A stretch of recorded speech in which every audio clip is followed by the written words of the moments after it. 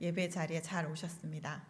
오늘 말씀은 출애굽기 31장 1절에서 11절 말씀입니다. 구약성경 130쪽 근처에 있습니다. 출애굽기 31장 1절부터 17절 말씀 우리 함께 교독할 텐데요. 혹시 찾으셨나요? 31장 1절부터 11절 말씀입니다. 교독하겠습니다. 여호와께서 모세에게 말씀하여 이르시되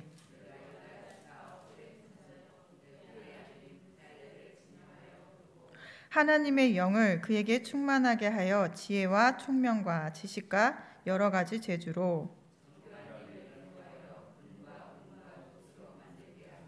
보석을 깎아 물리며 여러 가지 기술로 나무를 새겨 만들게 하리라.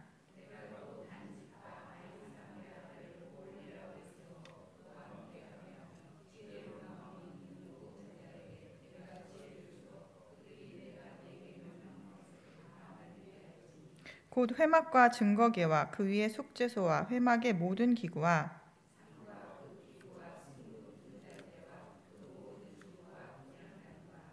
번제단과 그 모든 기구와 물두멍과 그 받침과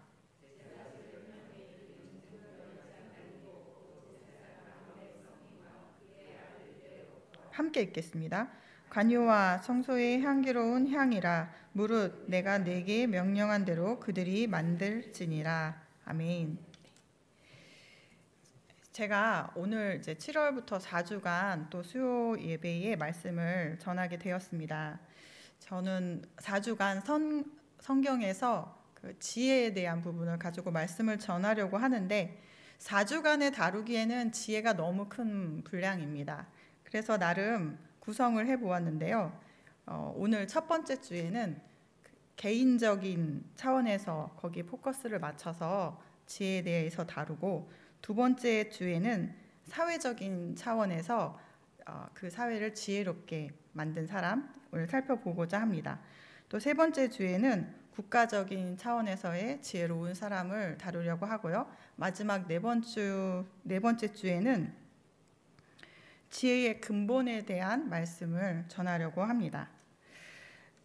오늘은 제가 이 앞에 부분 말씀을 전하기 전에 여러분들에게 질문을 던질 텐데 그냥 이 자리에서만 있지 않고 마이크를 들고 앞으로 나갈 예정입니다. 마음의 준비를 해주십시오.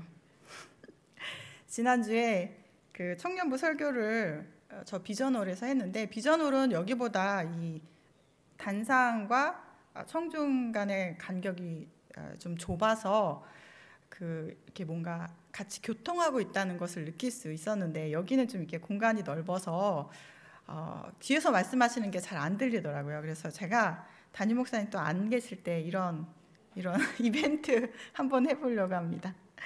자, 제가 여러분에게 드릴 질문은 뭐냐면 여러분들이 여태까지 인생에서 살아오는 동안 정말 나한테 지혜가 필요하구나 라고 느꼈던 어떤 시점들이 있었을 것입니다. 그게 어떤 때였는지를 지금 머릿속에 생각해 주시고 제가 이제 마이크를 들고 나갈 건데요. 여기 계신 분 전부 다 하면 시간이 오래 걸리니까 네 분만 한번 여쭤보겠습니다. 자, 마음에 준비하고 가세요.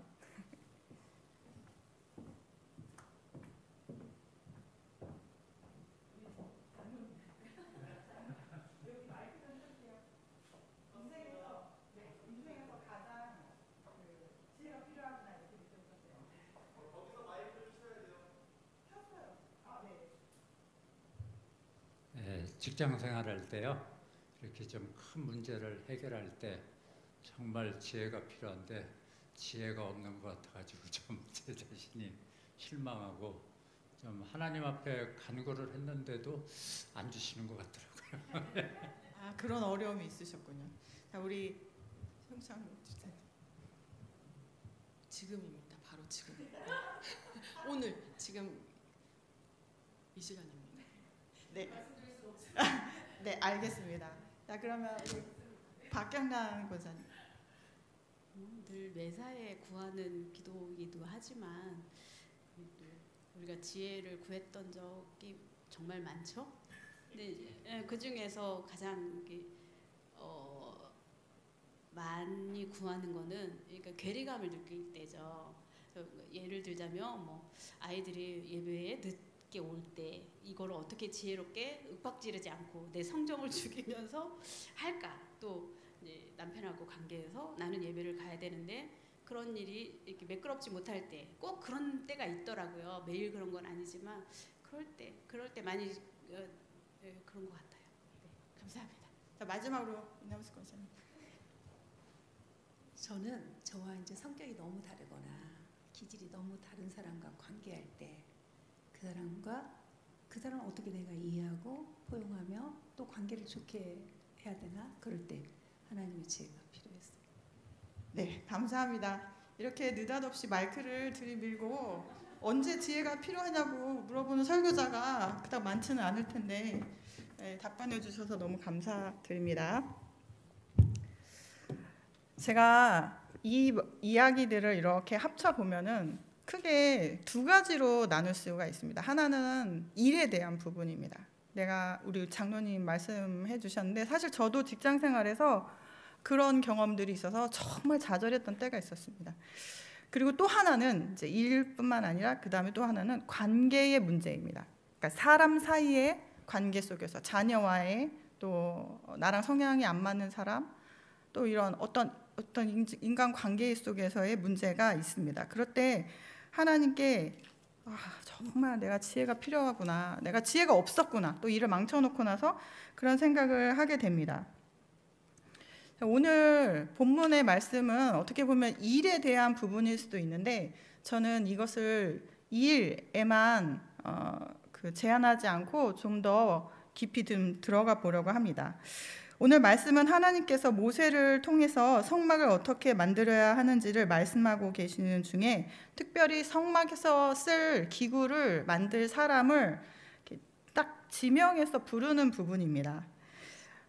7절에서 11절 사이에 굉장히 많은 물건들, 기구들이 나와 있습니다. 회막, 증거계, 속죄소, 회막의 모든 기구, 상, 그 기구, 순금, 등잔대, 그리고 모든 기구, 다시 분향단, 번제단, 모든 기구, 물두멍, 그 받침, 또 아론이 입을 옷, 관유, 성소의 향기 이런 거를 만들라고 명령하셨는데 이때 이것을 만들 사람을 먼저 2절에 유다 지파 훌의 손자 우리의 아들인 부살레를 부르셨습니다. 또 6절에 가면 단 지파의 아히사막의 아들 오홀리압을 세우고 지명하셨습니다. 저는 이 성경을 보면서 은혜가 됐던 게 뭐냐면 하나님께서 그 많은 사람들 중에 이 사람들의 이름을 분명히 알고 모세에게 딱 찍어서 이 사람들을 세우라고 말씀하셨다는 이 부분이었습니다. 수천 명의 수만 명의 사람 중에 내 이름을 분명히 알고 계신 분이 우리에게 계시다는 겁니다. 여러분과 저의 이름을 분명히 알고 계시다는 거죠. 이 일은 참 저에게 감격이 됩니다. 제가 수원에 살고 있는데 우리 수원시 시장님은 제 이름을 모릅니다. 그런데 천지를 창조하신 그 하나님께서 제 이름을 알고 있다는 것이 저한테는 어떤 때 너무 큰 격려가 되고 위로가 될 때가 있습니다.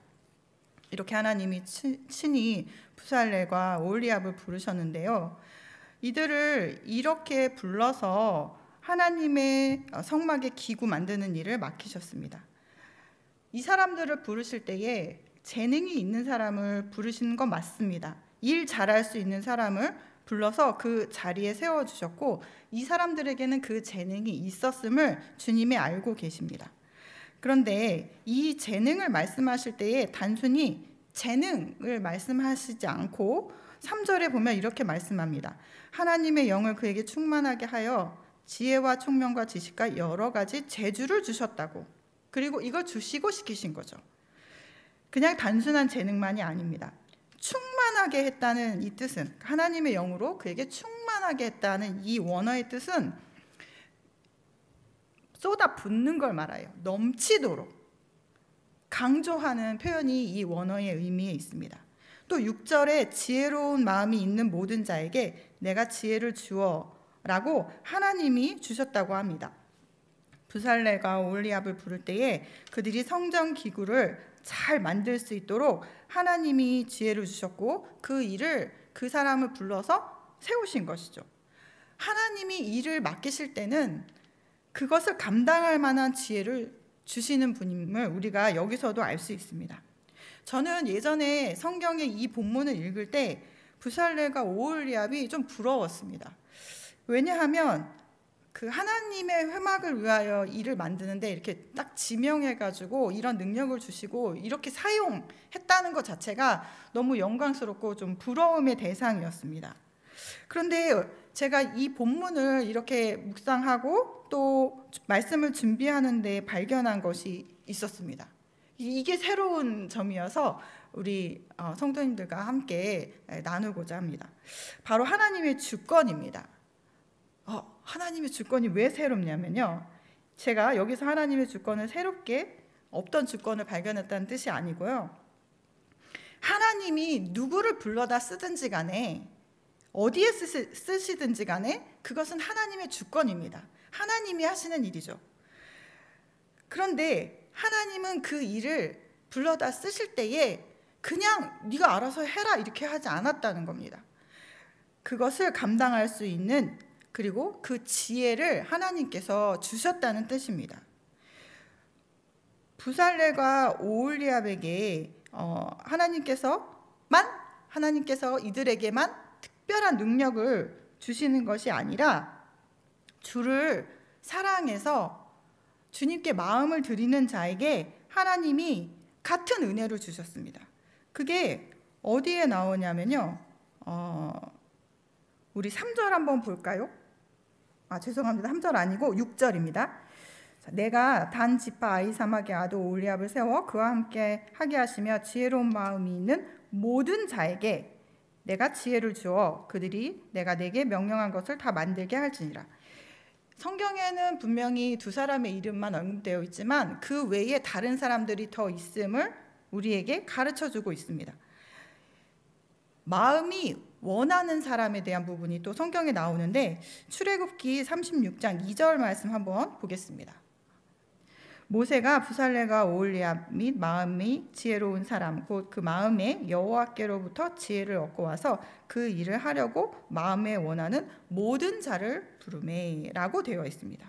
그러니까 부살레가 오홀리압뿐만이 아니라 하나님께로부터 지혜를 얻고 와서 그 일을 하려고 마음에 원하는 사람들을 하나님께서 다 사용하셨다는 것이죠. 근데 여기서 마음에 원하는 이라는 이 원어의 그 의미가 뭐냐면, 마음에 원하는 할 때는 우리가 자발적인 마음으로 이거 내가 원해서 이거 해야 되겠다 이렇게 받아들이는데, 이 단어의 히브리 원어의 의미를 보자면 그의 마음이 그를 들어 올렸다라는 뜻이 있어요. 그러니까 그는 하나님이시고 하나님이 그 일을 시키시는 사람의 마음을 들어 올렸다는 뜻이에요. 그러니까 하나님이 주신 마음 때문에 그 일을 하지 않고는 견딜 수가 없었다는 뜻입니다. 그런데 여기서 우리가 이 부분이 재능이라는 것을 알 수 있습니다. 우리 각자에게는 재능이 있죠. 분명히 이 오홀리압과 부살레에게도 이런 재능이 있었던 것 같습니다. 그 일을 하지 않고는 견딜 수 없는 마음, 이걸 우리가 이제 재능이라고 하는데요. 저에게는 없는 재능이 하나 있습니다. 없는 재능이 있다고 하니까 좀 이상한데, 뭘 이렇게 예쁘게 꾸미고 막 이런 거를 전혀 할 줄 몰라요. 우리 유치부, 특히 유치부는 데코가 중요하거든요. 이렇게 막 아름답게 아기자기하게 꾸미고 하는데 유치부 전도사인 제가 그 재능이 없어요. 그런데 이제 우리 유치부에는 오혜림 사모님이 계십니다. 황현아 집사님이 계십니다. 제가 1과 2과 3과 4과 이렇게 해가지고 공과 공부의 주제가 되는 거를 A4 용지 해가지고 이렇게 벽에다가 4개를 자르러 붙였는데 여기다가 스카치 테이프로 이렇게 붙였어요. 그러니까 그 아름다운 것을 추구하시는 분들의 눈에는 그 스카치 테이프가 붙어 있는 게 너무 지저분해 보이는 거예요. 그래가지고 제가 그렇게 붙여놓은 걸 다 떼가지고 여기 종이 뒤에다가 안 보이게 이걸 이렇게 테이프를 해가지고 다시 다 이렇게 예쁘게 재정렬을 해놓으셨어요. 이게 뭐냐면요, 우리 오혜림 사모님에게 그런 하나님이 주신 재능이 있는데 이 재능은 남들이 볼 수 없는 게 보여져요. 더 좋게 잘할 수 있는 것, 더 예쁘게 만들 수 있는 게 보여져서 남들이 시키지 않아도 내가 수고하는 것이 별반 아무렇지도 않은 것처럼 그걸 다 떼고 다 다시 하고 그러는 겁니다. 이제 오혜림 사모님이 학교 다닐 때는 미화부장이어가지고 애들 다 집에 못 가게 잡아다 놓고 학교 미화를 아름답게 했던 그런 경력이 있으시다고 하더라고요. 그런 분이 저와 함께하는 것이 얼마나 감사한지 모르겠습니다. 여하튼 이 사람들에게 주어진 재능이 있는데 오늘 제가 이 재능에 대해서 이렇게 이야기하면 제목은 지혜인데 재능과 무슨 관계가 있나 이렇게 생각하실 겁니다. 네, 이제부터 본론입니다. 자, 지혜의 뜻을 한번 보겠습니다. 지혜는 단순히 머릿속에만 있는 지식이 아니라 인생에 있어 실제적인 힘을 발휘하는 것을 말합니다. 그리고 무엇보다 경험을 통해 축적된 지식이고 능력이고 강하고 확고한 마음에서 우러나오는 슬기로움입니다. 이 정의는 세상 사람들도 다 알고 이해가 되는 그 정의입니다. 그런데 오늘 본문에 나오는 지혜가 있습니다. 요 지혜는 원어로 호크마라는 단어인데요. 히브리 원어로 이 호크마는 위에 아까 제가 말씀드린 그 정의를 포함함과 함께 밑바탕에 깔려있는 뜻이 또 하나가 있는데 그게 뭐냐면 하나님을 향한 경건한 마음, 하나님을 알고 믿는 것, 이 마음, 이게 여기 이 지혜 안에 이렇게 깔려있는 거예요. 재능은 있는데 하나님을 알지 못하고 사용하는 것은 지혜롭지 못한 겁니다. 재능은 있는데 하나님께 영광을 돌리지 못한다면 그것도 지혜롭지 못한 겁니다. 이것이 우리 안에 하나님을 믿는 사람들 안에 갖고 있는 지혜입니다. 우리 모두에게는 각자 부르신 소명의 자리가 있습니다. 어떤 분은 내가 무슨 일로 부름을 받았는지 난 잘 모르겠어요 하는 분도 있지만 그런 분들은 내가 지금 서 있는 자리가 어디인지를 한번 생각해 보시면 됩니다. 내가 서 있는 자리, 내가 어떤 상황에 놓여 있는지를 생각해 보시면 됩니다. 그리고 거기가 하나님이 지금 불러주신 자리입니다. 지금 이 부분이 하나님의 주권에 대한 이야기를 제가 하고 있는 겁니다. 나는 뭐로 부름받는지 모르겠어요. 내 평생에 내가 뭘 위해 있는지 모르겠어요. 했는데 지금 내가 있는 그 자리요. 거기까지 하나님이 여기 데려오셨다는 겁니다. 그러면 우리가 부름을 받았다, 소명을 받았다 하는 게 일에 관한 부분일 수도 있지만 사실은 역할에 관한 부분일 수도 있습니다. 여러분 한번 생각해 보십시오. 여기 계신 분들 중에 대부분은 이제 부모님이 되셨는데 너는 앞으로 아버지가 될지어다 이런 소명을 받고 아버지가 되신 분이 계신가요? 너는 곧 어머니가 될지어다 이렇게 소명으로 받고 되신 분이 계신가요? 없어요. 아무도. 하나님의 통치 아래 모든 주권 아래 자연스럽게 아버지가 되고 어머니가 되었습니다. 그런데 아버지가 되어서 갖는 그 지혜는 내가 아버지가 아니었을 때는 없던 지혜입니다. 어머니가 되기 전에는 나에게 그 어머니의 지혜가 없었습니다. 그런데 하나님께서 여기까지 나를 인도하셨고 아버지가 되고 어머니가 되게 하시는 그 자리에서 이제 지혜가 생겨나는 것입니다. 아까도 말씀드렸다시피 지혜는 처음부터 지어진 지식이 아니라 경험에 의해서 만들어지는 지혜, 만들어지는 것입니다. 아버지의 지혜, 어머니의 지혜가 우리에게 처음부터 있던 것이 아니라 하나님께서 끌고 가시면서 그걸 만들어 가시는 것이죠. 나랑은 너무 다른 애를 키우면서 하나님께 지혜를 구하지 않을 수 없는 것이죠. 나랑은 너무 다른 처음에는 콩가풀을 이렇게 씌워서 만났는데 너무 다른 남편을 같이 살면서 도대체 하나님의 뜻은 어디 있는가? 내가 어디서 이렇게 어떻게 해야 지혜롭게 행동할 수 있는 것인가? 라는 것을 배워가는 것이죠. 그런데 이 모든 과정에 하나님이 지혜를 숨겨두셨다고요.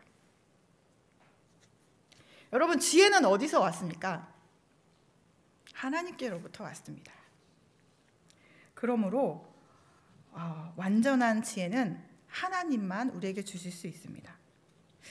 세상에도 지혜를 얻을 수 있는 여러 가지 방법들이 있습니다. 서당계 3년이면 풍어를 읊는다고 하고 여러 가지 오래 어떤 일을 하면 거기에서 생겨나는 지혜가 있죠. 그리고 하나님을 알지 못하는 사람들도 그런 데서 터득하는 지혜가 있습니다. 그런데 저는 그 지혜를 말하려고 하는 게 아니라요, 오늘 6절에 말하는 그 지혜입니다. 내가 또 단지파 아히사막의 아들 오홀리압을 세워 그와 함께 하며 지혜로운 마음이 있는 모든 사람에게 내가 지혜를 주어 그들이 내가 내게 명령한 것을 다 만들게 할지니 할 때, 여기에 지혜가 지혜로운 마음이 있는 모든 자에게 내가 지혜를 주어 라는 이 표현의 원어적인 의미가 뭐냐면요, 지혜로운 마음을 가진 마음 안에 죄송합니다. 내가 지혜를 주었다. 이게 이 원어에 들어있는 의미입니다. 모든 지혜로운 마음을 가진 마음 안에 내가 지혜를 주었다 입니다. 곧 하나님의 지혜입니다. 지금 오홀리압과 브살렐은 없던 하나님의 물건을 만드는 사람들로 부름을 받았습니다. 무에서 유를 창조하시는 그 하나님의 지혜를 이 사람들에게 넣어주셨습니다. 그리고 새로운 것들을 만들어가게 하신 것이죠. 전에는 아버지가 아니었는데 이제 아버지가 돼서 아버지로 우리를 만들어 가시는 지혜를 하나님이 우리에게 주셨다는 뜻입니다. 전에는 해본 적이 없었던 그 일이 내 앞에 놓였을 때 그걸 통해서 하나님이 그 안에 하나님의 지혜로 만들어 가시겠다는 하나님의 의지이고 하나님의 섭리인 것입니다. 모든 상황에서 이 하나님의 지혜를 알고 가는 것과 그렇지 않은 것은 커다란 차이가 있습니다. 없던 것에서 새로운 것을 만들어내는 일이 쉬운가요? 어려운가요? 어렵습니다. 그런데 하나님은 우리에게 그 지혜를 주셨다고 합니다.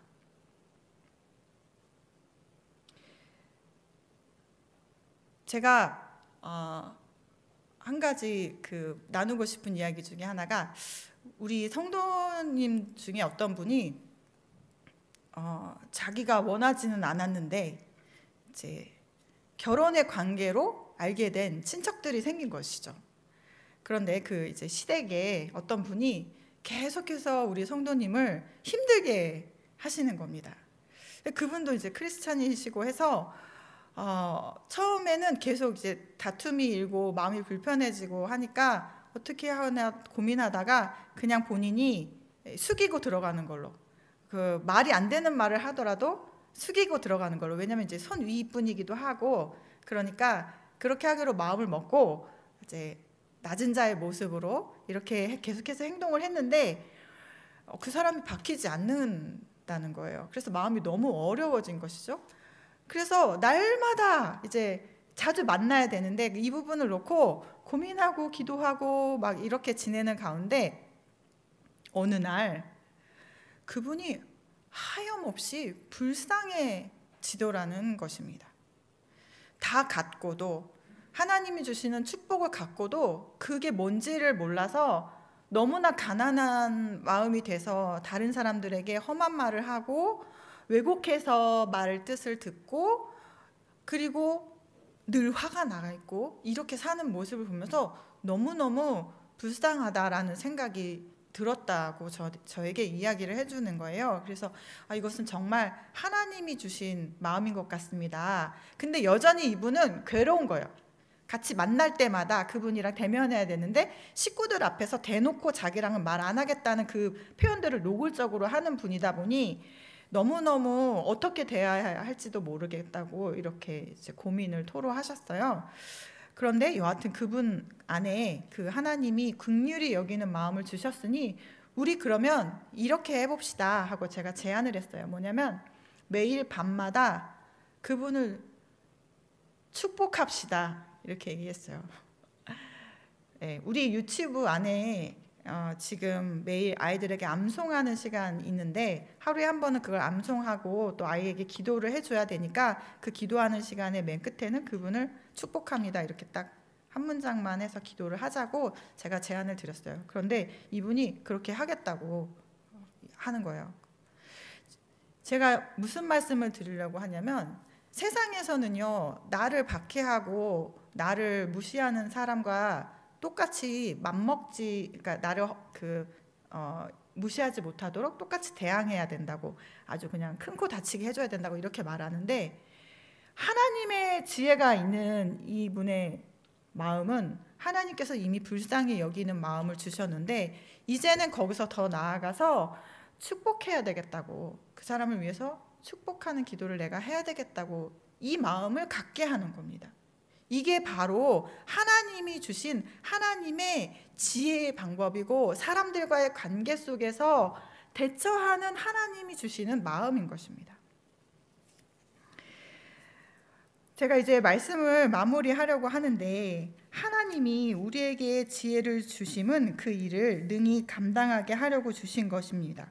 그런데 그 일을 감당하는 그 자리가 결코 쉬운 자리가 아닙니다. 없던 것을 새로 만들어내야 하는 자리이기 때문에 그렇습니다. 그런데 오늘 분명히 하나님께서는 그 일을 시키실 때에 하나님의 지혜를 주셨습니다. 그리고 우리가 삶으로 깨닫지만 아버지가 되고 어머니가 되고 내가 어떤 어려운 일들을 만나고 일하는 가운데 직장에서 사람들과의 관계 속에서 여기는 하나님이 무슨 사명을 주셔서 간 것이 아니라 우리가 인정하듯이 하나님의 주권 아래에 놓여 있는 자리입니다.